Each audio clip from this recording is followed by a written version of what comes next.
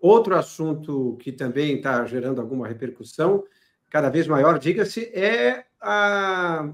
digamos assim, as arestas que estão sendo criadas entre os ministros do STF, o Barroso, o Gilmar Mendes e o Alexandre Moraes. Aparentemente, egos estão sendo feridos, um está revendo decisões do outro, e isso está deixando o clima um pouco mais inóspito lá dentro. O que é que está acontecendo exatamente, Rodolfo?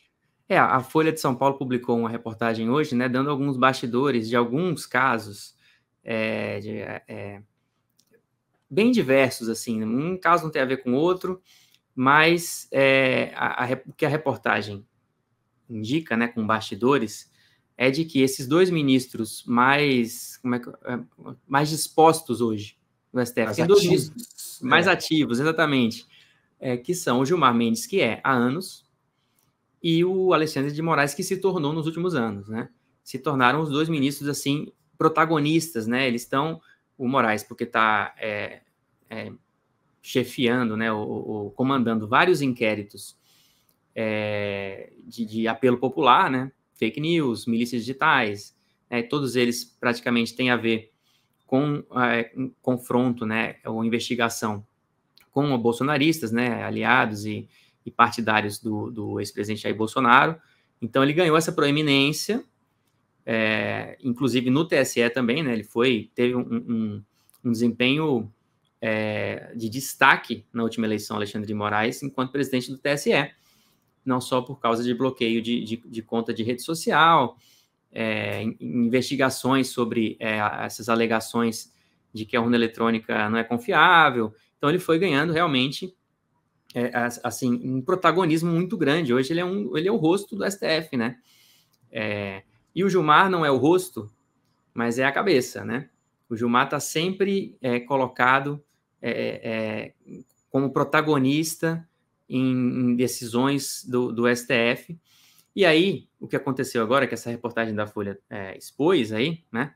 É que o presidente hoje do STF, o Luiz Roberto Barroso, estaria também agora participando desse jogo de convencimento dos colegas, né? Então, o Barroso teria virado um voto do Luiz Fux, num caso em que o Gilmar Mendes gostaria que tivesse saído de outra forma. O Barroso segurou, por exemplo, essa questão que a gente já falou aqui do foro privilegiado, né? Ele até acabou votando da forma como o Gilmar Mendes esperava, né? Mas ele segurou ali por 1, 2 semanas, pediu vista do caso, e aí isso também teria desagradado o Gilmar Mendes. Mas, assim, o que essa reportagem revela, né, para além dos casos específicos, é que tem egos ali no STF que foram aí alimentados nos últimos anos, e a questão passa hoje muito além dos casos que estão sendo analisados, né? Os ministros têm os seus embates, têm os seus desconfortos ali mútuos, e estão, segundo essa reportagem da Folha de São Paulo, esses bastidores, disputando, né, protagonismo dentro do tribunal. Realmente uma situação interessante. Eu lembro quando eu fiz faculdade de Direito, não faz tanto tempo assim, mas faz mais de 20 anos. Eu lembro que lá a gente aprendia que o juiz fala pelos autos. Ele não fala dando entrevista, ele não fala na televisão, no jornal, ele não fala nem na TV Justiça. Teoricamente, a TV Justiça ainda era embrionária, não tinha grande peso. O juiz falava pelos autos justamente porque não tinha essa questão de ego, de querer aparecer. Hoje em dia é o contrário. Temos ministros do Supremo, dos Supremos, mas sobretudo do STF, mas também STJ, eventualmente TSE, aparecendo em entrevistas em grandes canais de televisão, dando entrevistas para jornais, aparecendo em festas e dando declarações quando instados. É uma situação bem diferente. E isso mostra como o que você acabou de mencionar é um componente muito real, o ego. O ego público, não só o ego privado. Todo mundo tem os seus sentimentos internos. Agora, verem esses sentimentos aflorados com consequências públicas se deixa ainda mais tomada nos brios quando alguém te contesta.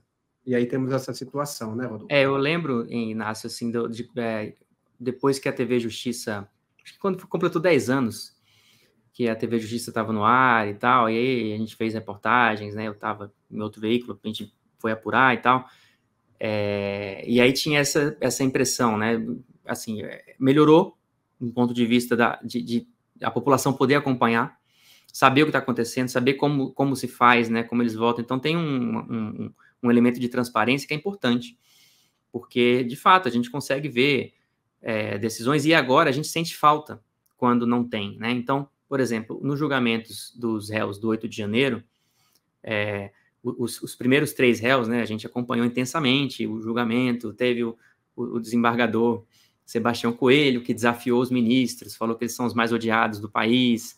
Aí teve um outro advogado que citou o Pequeno Príncipe errado, falou que atribuiu a Maquiavel, e aí muito divertido também acompanhar tudo isso. O Moraes deu uma bronca nele, né? E aí, na sequência, o STF passou seu recado com aqueles julgamentos e depois botou para o plenário virtual todos os outros casos. E aí isso criou um incômodo para quem estava querendo saber como que esses julgamentos vão se decorrer, né? E para a própria OAB também. A OAB questionou, né? Os advogados querem fazer a sua defesa. Isso aí virou uma outra questão, porque aí o Moraes, em algumas decisões aí na primeira turma, né, que ele comanda, ele não permite, aí seguindo uma regra do STF, os advogados não se manifestem, aí a OAB soltou nota, reclamou, até agora está indo para o Congresso, ver se muda a regra. Então, assim, eles viraram protagonistas, esses ministros viraram protagonistas, né? E agora tem que lidar com isso, né? Imagino que para eles seja difícil do ponto de vista do ego, porque realmente eles estão na cadeira mais alta, né? Nas cadeiras mais altas do país aí, de relevância institucional. Mas aí quando eles começam a fazer política, aí o jogo fica diferente, porque vai muito além do voto, né? Então, uma coisa, a obrigação de cada ministro ali é fazer o seu próprio voto e indicar, de acordo com a Constituição, o que deveria ser correto ou não, né? Quando você começa a querer mudar o voto de um colega, aí a coisa muda de figura, é outra coisa, né? Não é mais uma corte constitucional, é uma corte política, que aí tudo bem, todo mundo sabe que esses tribunais superiores, né, os ministros, para chegar lá, tem que ser indicado politicamente, então eles têm que fazer gestos, têm que, né, conhecer pessoas, circular, mas isso aí vai degradando um pouco o que eles têm para fazer, né? O que eles têm que fazer, eles estão ali para julgar se regras ou se decisões, medidas estão de acordo com a lei, né? Já extrapolaram muito porque virou ali uma coisa criminal, né? Que aí passaram a julgar crimes e pessoas e tal, inclusive sem foro privilegiado, né? Sem a prerrogativa de foro, que, por exemplo, o último caso foram esses condenados, né, e outros réus, alguns já condenados do 8 de janeiro, que vieram a contrabando num processo onde até agora também não apareceu direito quem seria o réu com prerrogativa de foro que sustentaria todos eles ali. É isso, o STF realmente virou e é uma novela, no final das contas, né? Virou uma novela, porque a gente acompanha e agora tem os bastidores da intriga dos ministros que tentam convencer um outro e começam a se desentender, né?